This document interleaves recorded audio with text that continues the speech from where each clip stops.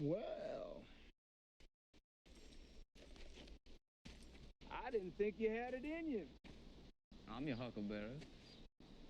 Why, Johnny Ringo, you look like somebody just walked over your grave. My name is Richard Dix, and this is How Did That Happen? A podcast where I look at everyday things or events and try to figure out how they came to be. Every week I will research one topic, and by the end of the episode, I hope to truly have the answer to the question, how did that happen? All right, and welcome back to another episode of How Did That Happen? HDTH. This week we are talking about the Wild West, the American frontier, all that good stuff. This is episode 71, I do believe. We're going to get into all that. Before we do, as normal, there's some housekeeping to get to. I want to let you know, as always, 7 days a week, you can find out how things happen over at hdthappen.com. You'll always find episode transcripts as well as pictures and videos for every episode. There's a blog on there as well. I haven't really gotten to it too much. I haven't been doing too much with the website. I definitely need to get back on that, but it's definitely there for all your viewing purposes. Just the last couple episodes I haven't been updating as well as I should. But yeah, what am I watching? I watched a couple things. What did I just watch? I watched this thing called Queen Cleopatra on Netflix, and it was really good, actually. This is part of an African Queen collection that they evidently have. I didn't know. But I watched the first two episodes. It's like a 3 or 4 episode thing. The last two I didn't really care about, but the first two, just kind of learning about who she was.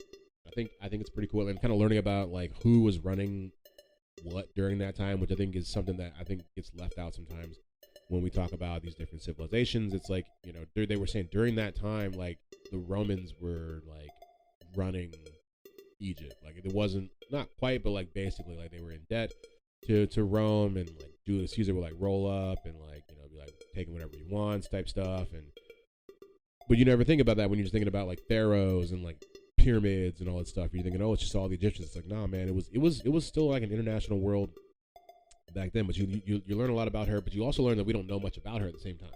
Like they will like just straight up tell you like, this is what we think probably happened. It's like, cool. So like we're all just guessing, because I don't know, but it sounds like you don't either.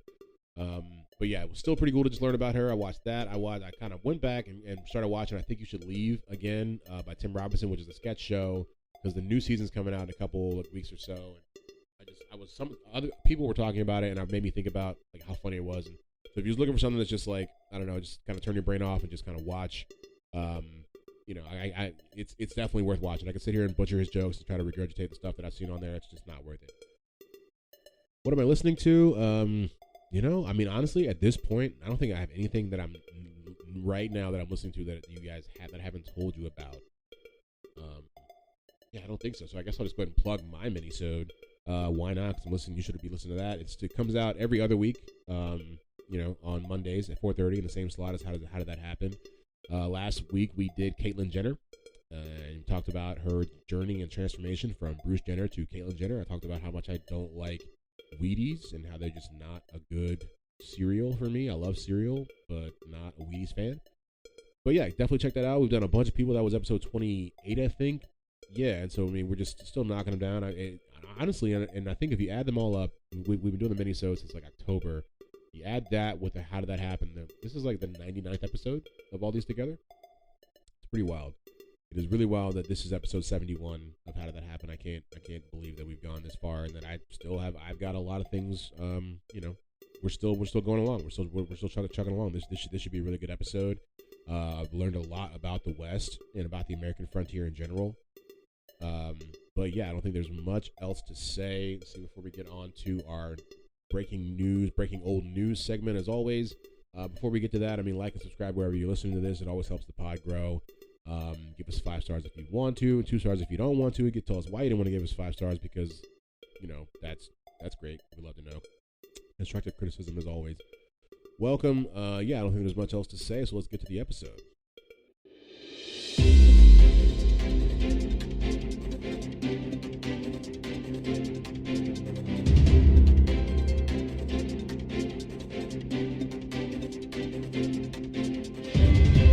All right, so for this So for this segment of breaking news, because I still haven't quite figured out exactly the parameters of this segment, I just really love the idea of reading off of old newspapers and just the stuff that they put in there that they thought was just necessary for the public to know. And so what I've got here is just, I'm going to read to you, what is this? This is the Huntsville Gazette from Huntsville, Alabama, right? This is the Saturday edition of the Huntsville Gazette, published June 18th, 1881.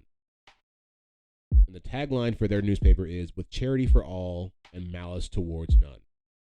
I don't know why that's necessary. This cost $1.50 for this specific copy. It's volume 11. But what I found interesting, because this is, there's no pictures on this page. There's no pictures on this page. It's just all prose. But what they have is they have what's called a late news items. I looked at that because I was like, I don't even know what that is. What is a late news item? Is it late in says that all of it happens at night? Is it late as in this is the last, like just before you guys printed it? Is it what makes it late? And the fact that you call them items is so general. We'll find out that is items is the best thing they could probably call it. So yeah, they just say it's just a catch-all. So the first thing they say here is a party of men took possession of the jail at Dover in Pope County in Arkansas on the 13th, and they hung Cal Emery, the wife murderer, whose death sentence Governor Churchill a few weeks prior to that had commuted to 21 years instead of death. So basically, the town did not like the decision that was handed down, and they took over the jail and hung this dude on their own. Vigilante justice. It said Emery resisted and was shot in the head, and then they hung him. Says here, it was supposed he was dead when hung. So a group of people in Arkansas took over a jail and shot a dude and hung him. And that's only a paragraph in this newspaper. You feel like that's way more like a front page level topic here. And then it's got here, they're just listing, says, Mr. Clive Percy, a well-known member of the Saldine Opera Company, committed suicide by jumping from a bridge into the river near Central City, Colorado. His matrimonial relations were unhappy. That's what they say. They are legit like diagnosing his suicide in the paper with one sentence. Oh, why did Clive jump? His matrimonial relations were unhappy. Next. Like, I think this is just wild that this is their segment. Maybe I'm alone in this. Maybe this is not intriguing or it blows nobody else's mind. But you wouldn't find this in today's newspaper. This is a newspaper from almost 150 years ago. It mentions here in near Weston, Platte County, Missouri, a Negro named Charles Didell assaulted a young lady named Nancy Stillwell, and after a violent struggle, in order to shield himself from the discovery of his crime, he cut the victim's throat. He was discovered by two ladies passing by who gave the alarm. The villain fled, but was pursued and captured by a party of citizens forced to confess, and then hanged to a bridge by the brother of the victim. Once again, this is just in the newspaper. And the last one I have for you here, the last one. This is, I don't know. And I'm not, like I said, I still don't know where this segment is going, but as I continue to just read these old newspapers every couple weeks, it's hard not to just be like, wow. So James Mowbray, 9 years old, was arrested in Philadelphia, Pennsylvania, the other day for deliberately throwing a handful of unslaked lime into a little girl's eyes. I don't even know what unslaked lime is.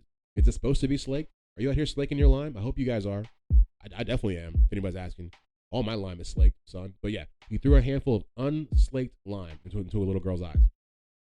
And the girl's screams attracted a crowd. When this happened, old James retreated into a neighboring lot, where it was said he coolly informed a companion that he had, quote-unquote, fixed that Irish girl, end quote. He did this because she was Irish. They don't mention his nationality or whatever his race is. We can all just take a guess. I don't know. I'm not saying we can all just, who knows? Who knows what James Mowbray looks like? But that's just wild that this is all from your Huntsville Gazette. That's been another segment of Breaking Old News.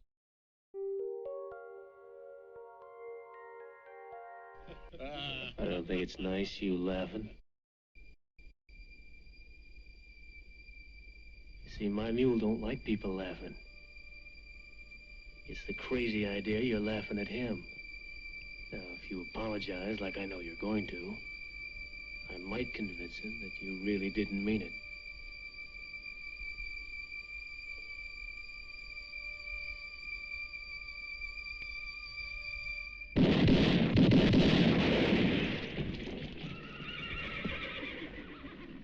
Okay, so today we are here to talk about the Wild West. Sometimes called the Wild Wild West, sometimes called the Old West. I think it was originally known as the American frontier, right? It encompasses the geography, the history, the folklore, and the culture that's all kind of associated with the idea of American expansion in mainland North America. And that begins with the European colonial settlements that happened in the early 17th century and ends kind of around the early 1900s when we see kind of the last contiguous state join the Union. And we'll find, we'll get to it, but the main part that we know of as the Wild West was really only spanned about 45 years, maybe at a max. But as we normally do things here in this podcast, we got to go back before we can go forward. So we'll start with kind of the European contact in America after Christopher Columbus sailed his ocean blue, kind of around the early 17th century. Like I said, the first English settlers landed in New England in the 17th century, and they developed a concept of the Western frontier. The British Crown tried to keep the settlers east of the Appalachians to avoid conflict with France and or the Native Americans, and to prevent colonies from becoming too powerful. They wanted to kind of keep them kind of under their thumb. And so we see as the United States became more independent, more settlers wanted to move west. Basically, as time went on, people wanted to find out what else was out there. They moved on to states like Kentucky, Tennessee, Ohio. Napoleon's France is actually one of the large things that, or one of the things that made the American West expand more, is when we actually bought the Louisiana Territory, what's called the Louisiana Purchase in 1803, and that actually opened up for more expansion, like the Lewis and Clark expedition. It's what made for people. It just sparked their further westward expansion. And in the 1830s, we get the idea of manifest destiny, which is the idea that the U.S. should expand all the way to the Pacific coast without regard for Indians or anybody else. It's basically the idea that America, because we were here, or I guess we weren't quite America yet, we were the American colony, since we were America by that time. Excuse me, I stand corrected. Since we were America, we should just lay claim to anything that is just in our way between the Atlantic and the Pacific Ocean. And that is manifest destiny. That is what drives a lot of the westward expansion in America. So in the colonial era, before 1776, the West was of high priority for settlers, both settlers and politicians. And the actual first, like I said, the first real idea of what the American frontier would be the Jamestown settlement in Jamestown, Virginia in 1607. Like, the idea of what we know as a frontier, like I said, will continue to expand, but from the moment they set foot on this country or in this continent, anything outside of their settlement then became the frontier, if you will. So like I said, during those early days, essentially the frontier was any part of the interior of the continent beyond the fringe of the existing settlements along the Atlantic coast. So, I mean, really, anything outside of Jamestown, anything in like Roanoke, like actual Roanoke, would consider to be still the frontier of America. And so basically, when we talk about the kind of the settling of America itself, or the American, and I mean that to say like the American land, not like the country, I guess, so I can make sure we don't distinguish some things here. The continent of North America was settled by the English, the French, the Spanish, and the Dutch, and they had a number of different ways. They all kind of came at it differently. Only a few thousand French actually migrated to Canada to kind of start their colonization. And these inhabitants, these people, they settled in villages along the St. Lawrence River.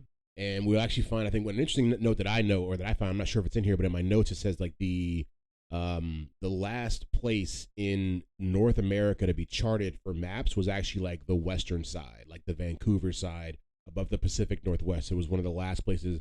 It had only been charted, I want to say, maybe 230 years ago, which, might still seem like a long time when you think about the fact that, like Columbus, quote unquote, found the Americas. What are we talking now? 500 years ago? that only 200 or 230 years have we finished mapping the entire thing, to me seemed like a lot. You would have thought it had been done a lot earlier than that. But yeah, so back to the French and their they did a lot of fur trading throughout the Great Lakes in the Midwest of what would now become a bit of Canada and America. They didn't make a lot of long-term settlements during that time. The French settlements were limited to very small villages such as Kaskaskia, Illinois, as well as a larger settlement, of course, in New Orleans. In New York State, what was initially New York was a Dutch trading post set up on the Hudson River Valley, which was followed by large grants of land to rich landowning patroons who brought in tenant farmers who created compact, permanent villages. So one of the bigger things I feel like when I was doing the research I found was this thing called the Treaty of Fort Stanwix. I hope that's how you pronounce it. It certainly looks like that's how you pronounce it.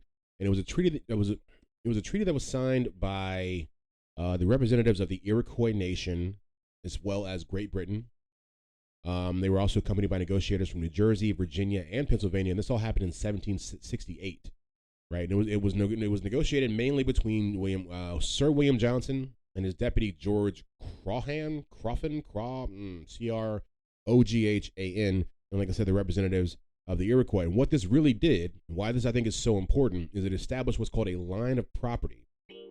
Now that sounds, you would think it's more than what it is, but it's basically just a line down, this part of the world or part of this continent that kind of followed the Ohio River, ceded the Kentucky portion of the Virginia colony to the British Crown, as well as most of what is now West Virginia. And this is important because to me, it kind of started the line of like saying, this is America right here. What we're doing, what will be America. It wasn't at that time, still not America. We wouldn't even go for our independence for like another 10 years, I want to say, something like that. No, about another 20 years. Because what they say, we declared our independence in like 1787, I think. No, that's a lie. Hold on. We did it. Well, I got it. Because this is what always confused me. Little tangent here, just because we're talking about this time. I always thought that when they say 1776 was like when the war was over. I think I've covered this before, but I just want to put it out there because I never understood it. It was not when the war was over. It was when we declared independence. We would end up fighting that war for the next 11 years. I think it wasn't until 1787, check your notes, that we actually became an independent nation. That's when we actually got the president of America, who was George Washington. I said that for no real reason other than just to get out of my head. But back to this Treaty of Fort Stanwix, that's what kind of creates the first line of America that creates the frontier that will begin to kind of become the Western Wild West that we all kind of know and love. And so like I said, the idea was to adjust the boundary line between Indian lands and the 13 colonies that had been set forth in the Royal Proclamation of 1763. The British Crown was hoping that a new boundary line might bring an end to the rampant frontier violence between Native Americans and American colonists by kind of pushing it back a little bit more, I believe. And the Native Americans hoped that a new permanent line might prevent further encroachment of their lands from the colonists. I wish I could tell those folks, spoiler alert, it will not. They will just keep pushing and pushing. And the final treaty was signed on November the 5th.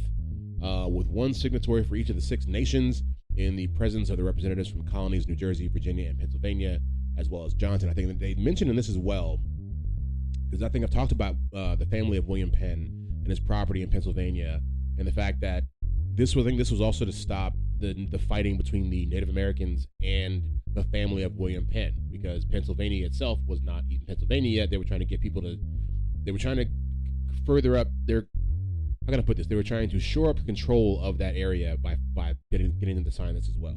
It's, I don't know, nothing feels good when you look back on these treaties and these agreements between the colonists and the Europeans and Native Americans. That we will not, for the record, we will not cover that much about it in this particular episode, but I do believe it will open up a whole nother thing. I would rather do an entire episode on Native Americans than just kind of fold them in here and be like, we talked about it, so that's just in case you're wondering, don't at me. So like I said, so that would kind of create the first kind of idea of what the real frontier would be, because up until that point, like we said, the frontier was basically anything outside of the towns and colonies that were made up the 13 colonies that ran down the Atlantic Ocean. That was the frontier. This kind of opens up and says, okay, the frontier is now all of that stuff out there, Ohio, moving on forward, even going down. And what we'll see, that what really makes the West what it is its distance from any sort of authority, its distance from any sort of real law-abiding or law, like governing body. And that's what actually brings the West to an end. We'll find, I don't want to bury the lead here, is that basically once all these territories and areas declare statehood and now become a part of like the conglomerate, the machine that is America, they now have authority. There's now law enforcement agencies. It's not just some random guy with a badge who's trying his best to try to hold this town together when no one else really cares. You know, that's what you get in the late 1800s, what you get in the 1700s. But once we get to the 20th century, it kind of goes away. And I actually have, and I think we'll get to it, the last kind of, I have a timeline of like the beginning and the end of the West, and it's actually really interesting to see. We're going to get to a few more things here before we get to that, I believe. So the idea of like settling the frontier between like 1790 and 1820, the idea was to like grow the economy without draining like the skilled workers that were needed in the East to make whatever was needed out in the West. So like you have this like, you're trying to like, you know, balance of like how many people can we spare from the East to go try to settle the West, but if they leave and go to the West, there's nobody to make any of the tools and stuff that they were going to take with them to the West. But we'll see by the 1830s, however, the West was filling up with squatters who had no legal deed or right to the lands that they were kind of squatting over. Although they may have paid money to previous settlers, there was no actual legal agreements to kind of like hold that up to. And of course, people felt differently about this. There were some people who were like, you know, okay, well, they're out there. At least they're out there. Whether they legally, you know, procured the land or not, they're there. Which kind of helps the whole cause, doesn't it? At least we have somebody from America out there, whether illegal or not. And then there are other people who are like, well, that's kind of wrong. It's like there's always two sides to every coin. Then we find what was called the Free Soil movement of the 1840s, was called for low-cost land for free white farmers, in a position enacted into law by the new Republican Party in 1862, which offered 160 acres of homesteads to all adults, male and female, black and white, native-born, or immigrant. So there are a number of different ways they kind of opened up and tried to open up the land to people. I always think, I mean, just imagine, because this had to have happened. Like, you can't tell me it didn't happen. I'm sure a lot of it is probably gone by now, but there had to be some families, because we're only, even if we're talking about 1830, 1840, that's less than 200 years from now, and we're talking probably 5 grandmas, maybe 5 grandmas, maybe 6 max, you know. So there had to be somebody who went out there, got some land in a way that they probably shouldn't have, and then kept passing it on down, and lo and behold, 200 years later, you have like some really, really lucrative like land that you can now do whatever with. I just feel like that. I feel like people act like that didn't happen, or like that just everyone just all it's all been absolved or what. No, it's like people had that. And so now we will move from that to the idea of what a cowboy is. And I learned a couple things about that I think are worth sharing with you guys. And we're going to go from that to a quick timeline, and then we're going to talk about some Western movies as well as some famous Western cowboys, people like Wyatt Earp, Buffalo Bill, stuff like that, and kind of give you a little once-over for those guys. But yes, the idea of a cowboy comes from, it's basically a cowboy is an animal herder who tends cattle on ranches in North America, traditionally on horseback, and often performs a multitude of other ranch-related tasks. The historic American cowboy of the late 19th century arose from the term vaquero. It was or the vaquero traditions of northern Mexico, and became a figure of special significance and legend. What's wild about the word vaquero is that it is the foundation, the building blocks of the term buckaroo. I'll give you a second right there, so you can just take that in. You know, take some deep breaths. I know I laid a lot on you just now. Buckaroo, vaquero. I never knew. And it makes so much sense, though, when you think about it. That's one of the few words in all this stuff that makes sense. It's like after like hundreds of years of saying vaquero, vaquero, vaquero, vaquero, vaquero, buckaroo, buckaroo. We just get there, and it feels so right. And so the Spanish term vaquero is derived from vaca, which means cow, which came from the Latin word vaca. And cowboy was first used in print by a man named Jonathan Swift in 1725. And was used pretty commonly in the British Isles from 1820 to 1850 to describe young boys who tended the family or community of cows that they had. So that's a little bit about cowboys. What we'll get to now are the 1800s, specifically the mid 1800s, around the 1860s. And I never knew this at all until I did this research. And I think it's alluded to throughout Westerns if you watch them, but I don't think it's really talked about that much, but how much the Civil War, how large of an effect the Civil War had on what we understand to be the American West. It essentially is the American. It is the catalyst that brought us towards everything we know and love about cowboys. And I did not know that. You know, you realize, I mean, obviously, and I was talking about this the other day with somebody about just all the repercussions that the Civil War brought, and how just there was so much that happened during that time that we're still recovering from as a nation, and how we may not be too far from another one just on the horizon. Who knows? But the West had been expanding since the Louisiana Purchase, but the era known as the Wild Wild West did not truly begin until after the Civil War. The Civil War changed everything in America. Everything. The South could no longer enslave human beings, and the soldiers returned from war to a much different way of life, which doesn't that always seem to be the case. So since, you know, slaves were kind of off the table and we had taken all this land, you know, Native Americans became the next target for conquest for expanding Americans.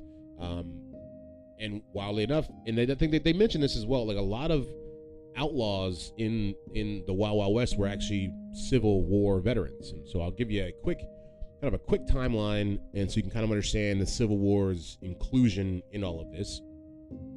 So we got February 17th, 1865. Fort Buchanan is overrun and destroyed by Chiricahua warriors in Arizona, which was still a territory at the time.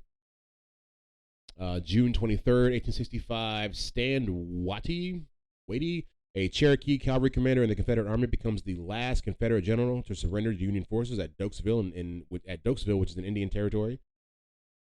July 21st, 1865 is our last day from 1865. Wild Bill Hickok, which we'll talk about later, kills gambler Davis Tutt in a shootout in Springfield, Missouri. This is kind of what gives him that Wild Bill name. This is where people start talking about, yo, that Bill is a wild boy. So that was in 1865. 1866, Jesse and Frank James robbed their first bank in Liberty, Missouri. Of course, Jesse James fame. Spring of 1866, this period of great cattle drives begins when Texas ranchers drive more than 260,000 heads of cattle to assorted markets. December 21st, 1866, 80 soldiers led by Captain William J. Fetterman are ambushed and annihilated by Lakota, Cheyenne, and Arapaho warriors near Fort Phil Kearny, Wyoming. And I'm telling you all this, like I said, to kind of let you understand over the couple years how America shifted from, you know, we're leading up to the Civil War. Obviously, the frontier is still there. Obviously, everyone's leaving the colonies.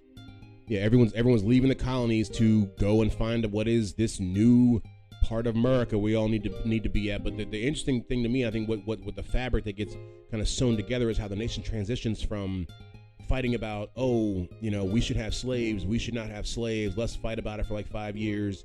And then after that, like, oh, everybody kind of comes home. It's like, oh, we're not doing slaves anymore. Well, let's just go out to the, you know, to the West, and everybody, you know, the Indians out there are like, we don't really like that idea, so we're gonna fight back. We start killing y'all, and they become the new target of kind of like American negativity. I don't know. It's just, I would have never thought that's how it would go. And what I see here, I didn't know this either, is that it says that while many settlers went west via wagon train, I feel like everyone knows about those covered wagons. A lot of people died doing that as well.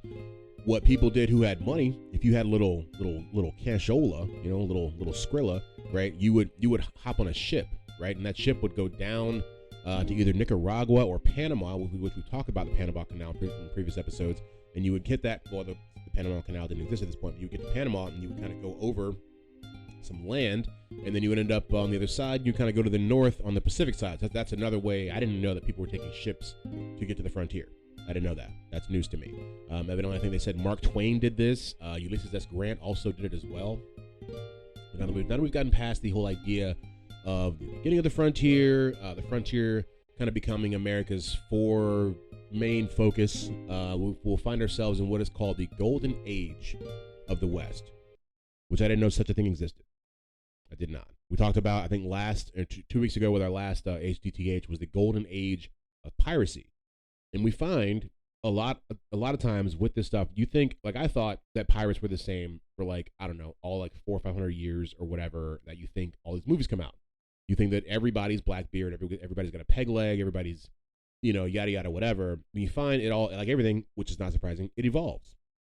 It has to evolve. We find that, like I said in the previous HDTH, that piracy had been a thing for thousands of years. It only became what we know for it to be for the Pirates of the Caribbean, stuff like that, and Peter Pan.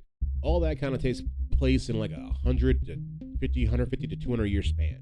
And the golden age of the Wild Wild West is even smaller. The golden age, I think I mentioned already, is about 30 to 45 years long. It goes from right after the Wild Wild West really right up to around 1890, because anything after that is like things have changed, but there's still a little bit of the old guard still hanging, but it's not anything like it was. 1890, things were still heavily Wild West sort of kind of station and focus, but you end up going 20 years later and you got cars and stuff, and how are we gonna have cars and shootouts at the same time, or at least like Wild West shootouts? And so, like I said, the archetypical, I'm not sure. You can add me on that. Tell me how you pronounce that. The Old West period is often cited by historians to have occurred between the end of the American Civil War and the 1890 census. This period included historical events synonymous with the Old West or Wild West type of themes, such as violent conflict arising from encroaching civilization in frontier land, the removal and assimilation, I'm just throwing everything out today, and the assimilation of natives, consolidation of property to large corporations and government, vigilantism, and the attempted enforcement of laws upon outlaws. Colonization hit North American wildlife hard. Hunters killed tens of millions of wild buffalo that were sacred to many Indian tribes, and they served the sources of meat, skins, and other products, taking their number down to a few hundred. So they literally killed millions of these buffalo. Carnivores such as cougars and wolves were exterminated from many parts of the country. From the 1880s forward, the government set up national parks and natural reserves to around the West to kind of keep this from happening. But it's just wild to think that when you look at like the national parks that they have, that basically that's what the whole country looked like a couple hundred years ago. Think about that. A couple hundred years ago, the whole country was Yellowstone National Park. Well, not all of it, but more of it. Definitely more of it. And humans, we come in with our not even just humans. I mean, I guess Americans, Europeans, just come in and just start just destruction, just destroying things. It's sad when you look back and just think about it. And so the last bit of the frontier that I'm really going to talk about before we get to like more specific things like my favorite Western movies and some famous cowboys is going to be the Spanish Empire, which I think does not get as much due as it should for its settling of the West, for the part that it played in creating America. I don't think we really think about how much the Spanish crown, how much we really are, and when you look at America, you can tell and kind of see. When you think about it, we were settled by what they say, the Spanish, the French, the Dutch, and the English, but it was the Spanish and the British who seemed to have had the largest fingerprint on this country. When you think of it, you can almost split it down the middle. And what's wild is that you have the English on the right, with the 13 colonies. You have the Spanish on the left with just like California, Mexico, Texas, and then you have like the French just running up the middle, little ISO, right? It's wild when you think of it like that, but like I said, I don't think we think about how much Spain played a real large part. So the Spanish Empire claimed most of Western North America. Like I said, today's Mexico, California, New Mexico were all among the first parts of mainland North America to be settled by Europeans. When I read that, mind blown. Who knew? Spanish Mexico also included Texas, which, I feel like they teach us a little bit of this stuff in school, but it just goes over your head, or I'm just too young to care about it. And so in the 1810s, the Napoleonic Wars set off an independence movement in Spanish colonies, and in 1821, the independent state of Mexico was created. But as the Mexican government had little authority in Texas, many slave-owning English-speaking settlers just kind of settled there in blatant violation of Mexican laws, knowing they couldn't be stopped. And the 1836 Texas Revolution led to an independent Republic of Texas. And that's we ended up taking that. But it's just wild to just see how the evolution of how things change. So the United States annexation of Texas happened in 1845, and that sparked the 1846-1848 Mexican-American War, after which the United States established claims on Texas and annexed other southwestern territories. In the end, after that war, Mexico lost nearly half of its land. So that is kind of how we ended up with so many. Because I've always, when you look at, it's easy to look at and not understand. It's just why, I don't know, like all of the Southwest and a lot of the West everything is Spanish. Every town is Spanish. Everything is Spanish. And it's like, at first you want to be like, man, how'd all these, immigrants get here? And it's like, no, dude, they were here before America was America. Like this has been a Spanish colony, Spanish part of the Spanish Empire for hundreds of years. It just only now is part of America. It makes more sense when you look at it that way.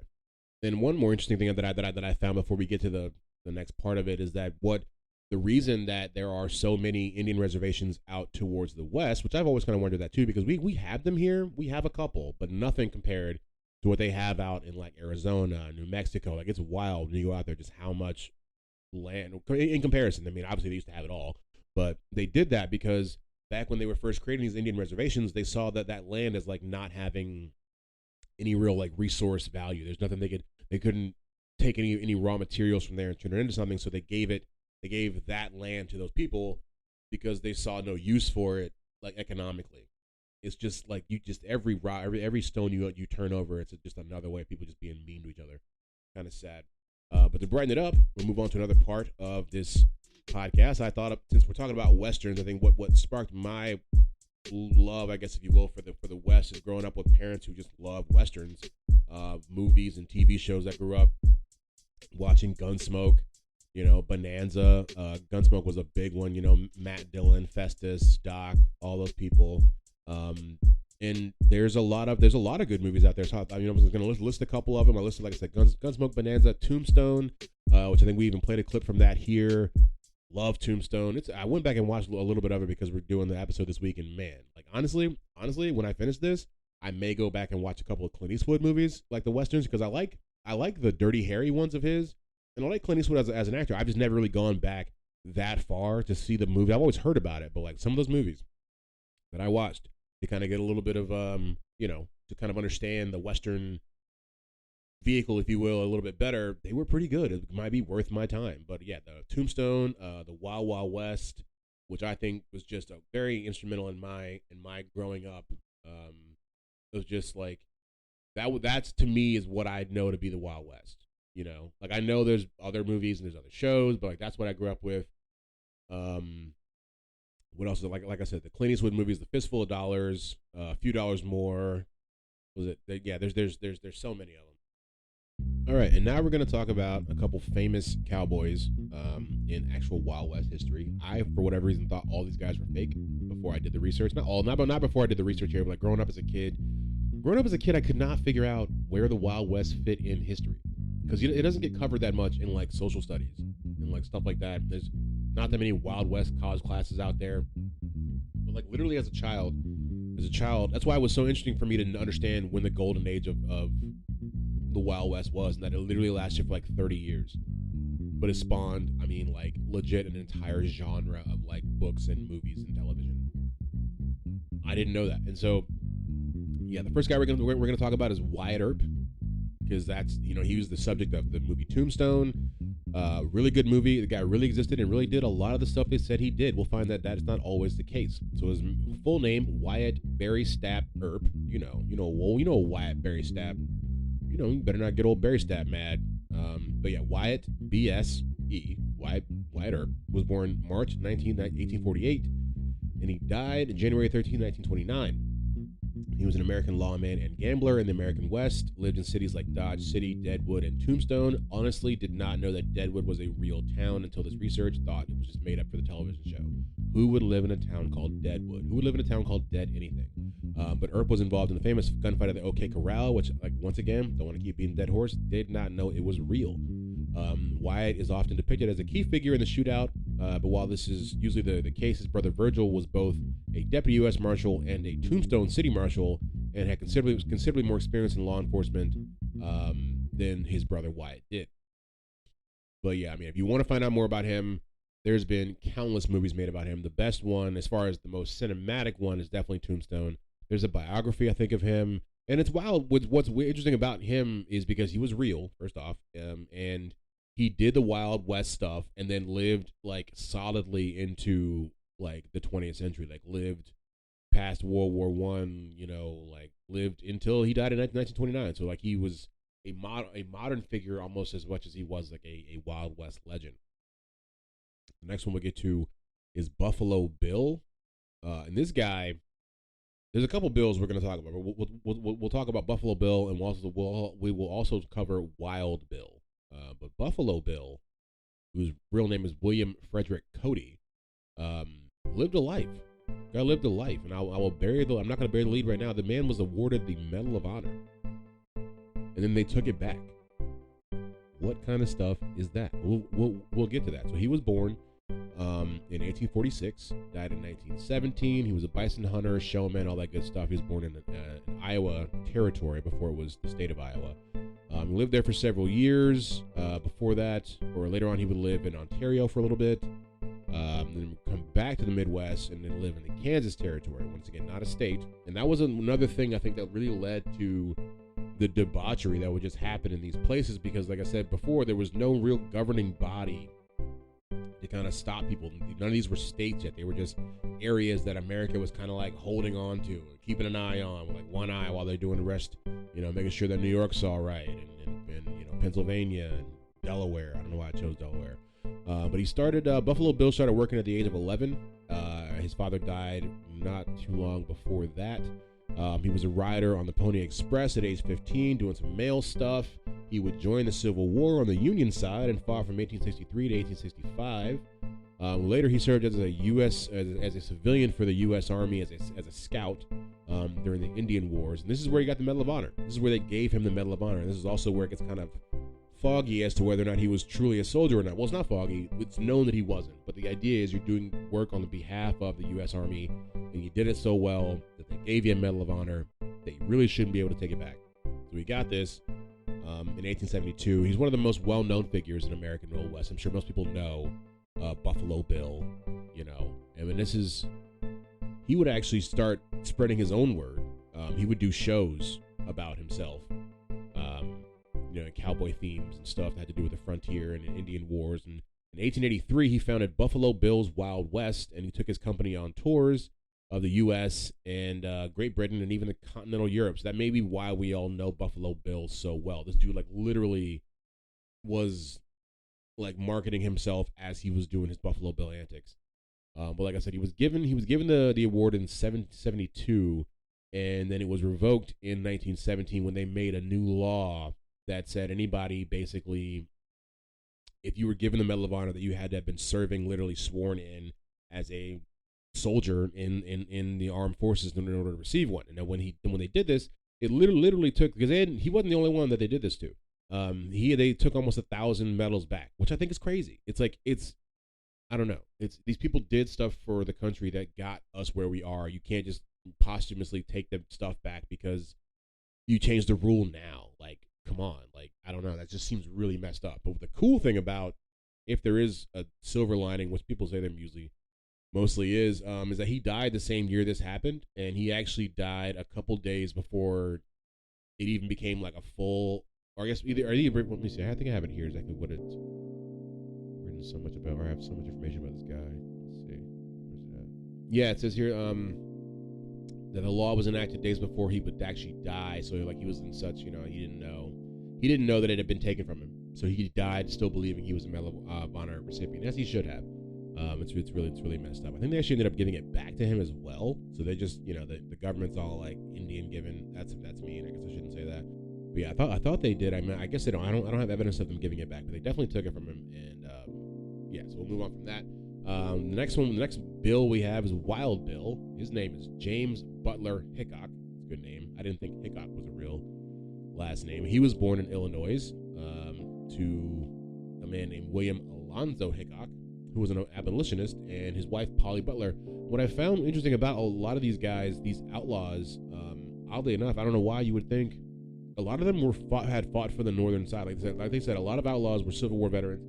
I'm sure there were Confederate ones, I'm not saying it all, but the ones that we know were actually, Union sympathizers. I find that I wouldn't have found that, thought I would have found that. But yeah, he's of English ancestry. He was the fourth of 6 children. Their house was actually said to be a part of the Underground Railroad before all this Wild West stuff started happening. But his father died in 1852, far before the Civil War would even happen. In 1855, at age 18, James Hickok fled Illinois after a fight with Charles Hudson, during which both fell into a canal. Each thought they both had killed the other one. Wow, that's why you don't get in fights, guys, because you might accidentally think that you killed the guy and then you're on the run.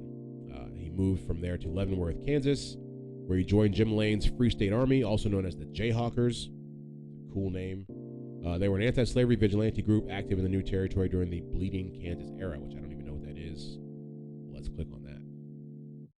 Bleeding Kansas was a series of violent civil confrontations in the Kansas Territory, and to a lesser extent in western Missouri between 1854 and 1859. It emerged from a political and ideological debate over the legality of slavery and the proposed state of Kansas. So that is what Bleeding Kansas is. It sounds like the greatest new Netflix show.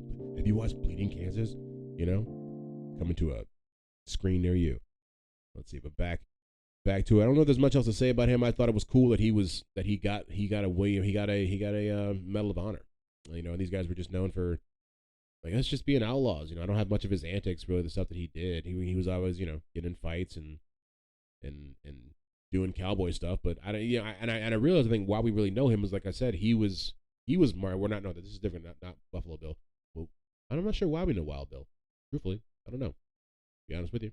But yeah, that's all the ones I got for that. What I do have is one more thing before we get out of here. I think there's one more. Let me check, kind of go to the end here. That, and I have the ending timeline for you of how the West ended. So one more thing, and then we're going to talk about how the West actually ended. But what I found, what I think, and I used to have a segment in this podcast called Things I Didn't Know Before, and I think this would have been a prime piece of topic, a little bit of content for that segment. But what I found out is that Utah also wasn't a part of America. You know, it didn't just become America. It didn't grow up inside of America, if you will, if that makes any sense at all.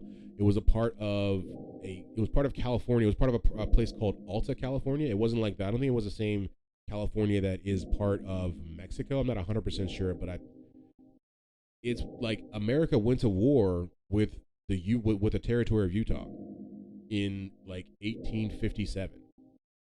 It's called the Utah War. I just saw it, like, when I was looking stuff up. They were like some, you know, in the Utah War, and I was like, wait, what's the Utah War? Because that phrase just implies that there was a war in Utah, and I've never heard of it. And it's literally America fighting the Mormons, and like, it doesn't actually come. It's called a war. It's, I guess, some stuff went down, but I don't think it's a war in the quite simple way that we think of it.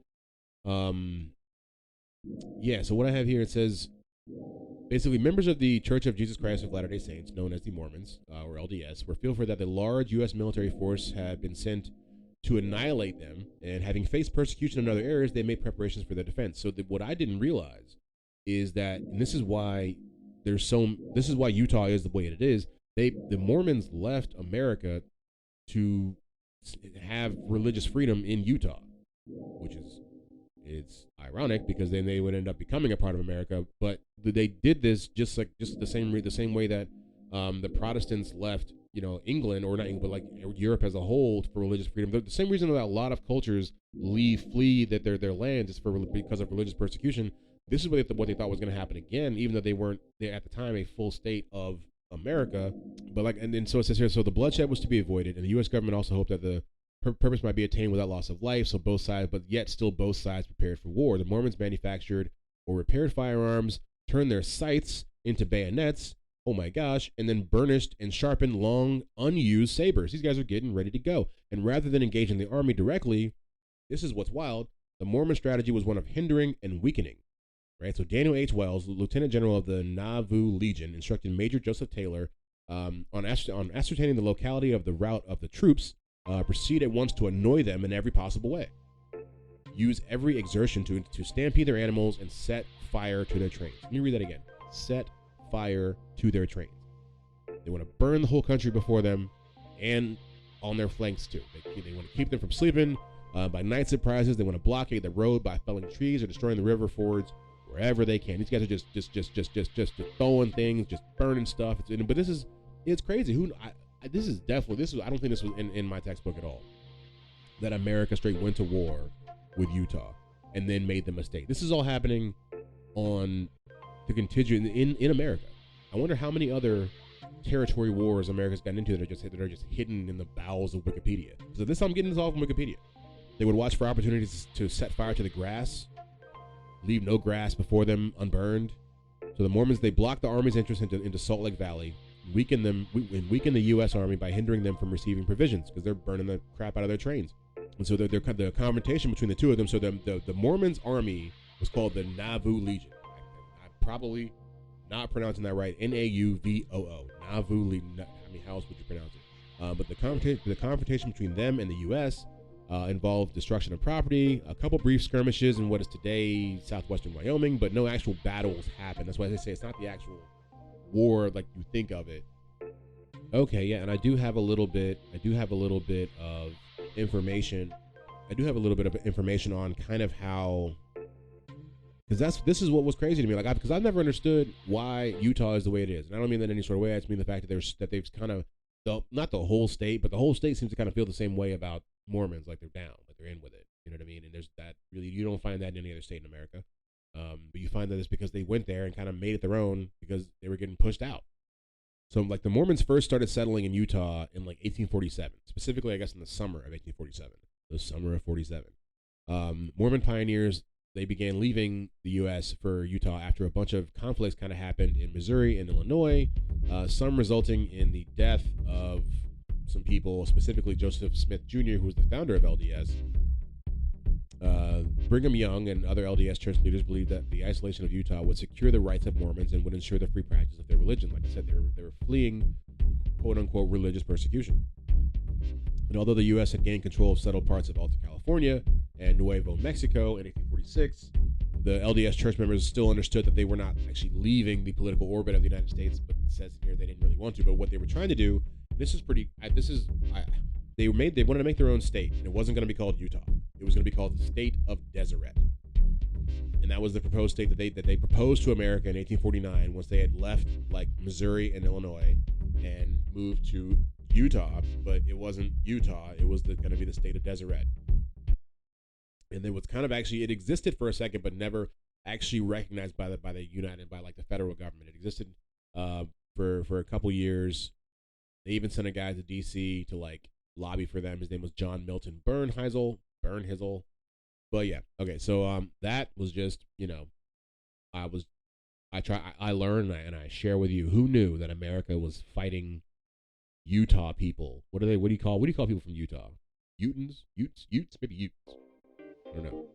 But yeah, the last thing I got for you is just this quick timeline of how the West ended. People always want to know how the West was won. It was won by just America becoming more of America. And so basically we'll see here, like I said, it starts to kind of end in 1907 or in the early 1900s. In 1907, Oklahoma becomes the 46th state in the Union. So like I said, the more that these states, more of these territories and kind of ruled areas kind of form up and become states, there's less kind of crazy stuff for these outlaws to get into and do. The next year, 1908, Butch Cassidy and the Sundance Kid are reportedly found dead following a shootout with the police in a town in Bolivia. Basically, we entered the 1910s at that point. The era of the Wild West was over. A few things still were hanging around. The last stagecoach robbery actually occurred, but with the modernization of law enforcement, the age of the outlaw was pretty much over. By the end of the decade, America had kind of seen themselves go from a nation kind of that was still kind of prone to isolation to kind of go from a up-and-coming global power. This was all helped or done by World War I. We fought in that, and that kind of created the League of Nations, so on and so forth. Then you would see Prohibition come, and you know there's an increase. More cities become modernized, and that would usher in a time of national prosperity known as the Roaring Twenties. But the last couple things of the West, 1912, New Mexico becomes the next state. Same year, Arizona comes in. Same year, Alaska becomes the territory of Alaska. Would later come in as the 49th state in 1959. Let's see. Yeah, so we have the last. This is the last. Can you imagine the last stagecoach robbery? If you had to guess, take a guess before I tell you. Just pause. Right? That was your guess. It was December the 5th, 1916 was the last time a stagecoach got robbed. And this happened in Jarbidge Canyon, Nevada, and 3 robbers rolled up on this U.S. Post Office Department stagecoach, shot the driver, and stole $4,000 in cash. And they were caught very soon afterward. This is not 1865, man. It's 1916. People straight up have cars.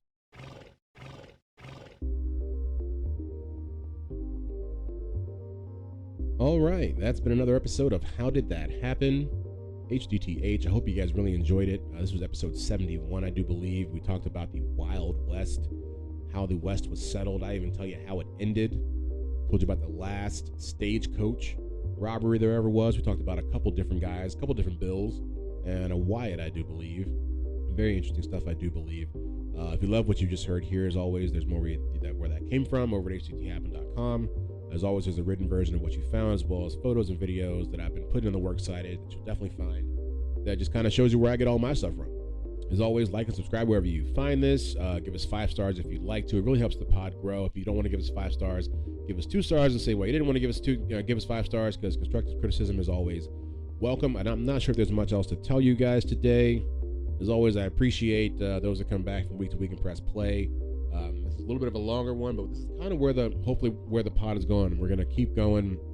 We're going to tackle some more difficult topics as things go on. I think one thing I definitely even want to get into, I'll even tell you guys, is I want to dive into all of the crown jewels from the British Empire. It's something that's been on my how did that happen bucket list, if you will. I want to find out the stories. I found a couple. I found out a couple, and they're just mind blowing. So they have so much. When I was watching the King's coronation recently, and it kind of always kind of jogs your memory and makes you think about all the messed up stuff they've done, even though they try to make you forget or help you forget. But that's just an idea of where the pod's going. That definitely won't be next week, but we've got some stuff coming down the pike for you guys. But yeah, always thank you for pressing play. We'll see you next week with the next Bite Test Bio.